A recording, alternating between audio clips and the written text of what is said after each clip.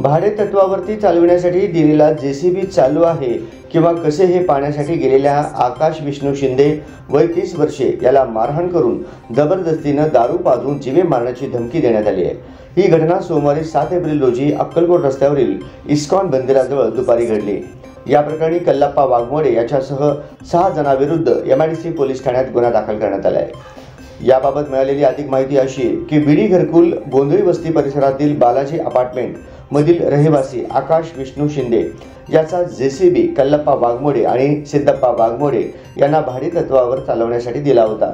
तो चालू आहे किंवा कसे हे पाहण्यासाठी गेलेल्या आकाश शिंदे यास तुला काय करायचे आहे, जेसीबी चालू असू नाही बंद असू दे असे बोलून कल्लाप्पा वाघमोडे यांनी मागून येऊन डोक्यावर लोखंडी पाईपने व सिद्धप्पा वाघमोडे यांनी बाजूला पडलेल्या प्लास्टिक पाईप उचलून फिर्यादीच्या डोक्यात मारून गळ्यात हात घालून जमिनीवर खाली पाडले।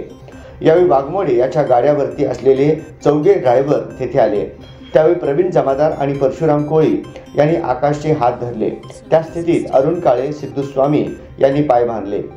दरम्यान कल्लाप्पा वाघमोडे आणि सिद्धप्पा वाघमोडे यांनी आकाश शिंदे यांच्या सर्वांगास लोखंडी पाईप व PVC पाईपने मारहाण केली, तसेच जबरदस्ती करून दारू पाजली। त्यातच पोलीस स्टेशन येथे तक्रार दिली तर तुला जीवे मारून टाकतो अशी धमकीही दिली। पोलीस उपनिरीक्षक बनसुडे या गुन्ह्याचा अधिक तपास करत आहेत।